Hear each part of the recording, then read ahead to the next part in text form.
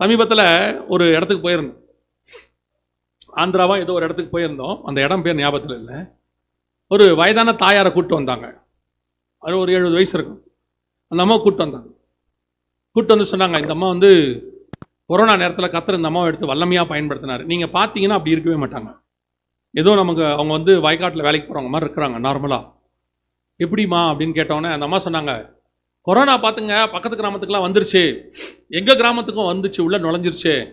நான் என் வீட்டு வாசலில் வந்து முழங்கால் போட்டேன், கையை தூக்கி ஏசப்பா கிட்ட சொன்னேன், என் வீட்டை தாண்டி கொரோனா என் ஊருக்குள்ளே போகக்கூடாது, என் வீட்டுக்கு முன்னாடி தான் லாஸ்ட், என் வீட்டை கொரோனா தாண்டக்கூடாதுன்னு சொன்னேன்.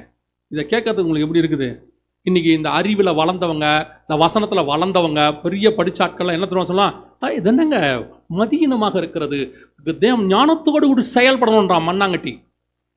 அந்த அம்மா அப்படி கையை முழங்கால் போட்டு கையை தூக்கியிருக்காங்க. நடந்த சம்பவம், அந்த கிராமத்துக்கே சாட்சி.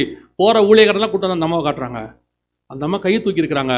அந்த அம்மா வீட்டை தாண்டி பின்னாடி இருந்த 50-100 குடும்பங்களுக்கு கொரோனா வரவே இல்லை. அந்த கிராமத்து என்ட்ரன்ஸோடைய கொரோனா நின்றுச்சு. ஒரு ஆளுக்கு கூட வரலையாம்மா, ஒரே ஒரு ஆளுக்கு கூட. அந்த அம்மா சொல்கிறாங்க, ஆண்டவர்கிட்ட நான் சொல்லிட்டேன் தம்பி, என்னை தாண்டி கொரோனா போகக்கூடாது, என் வீட்டை தாண்டி. ஒரே ஒரு பெண் கையை தூக்கி ஜெபம் பண்ணனுடைய விளைவு ஒரு கிராமம் காப்பாற்றப்படுமானால், நாம் அத்தனை பேரும் கையை தூக்கி ஜெபம் பண்ணி இருந்தால் குன்னூர் முழுக்க காப்பாற்றுவதற்கு கர்த்தர் வல்லமை உள்ளவராக இருக்கிறார்.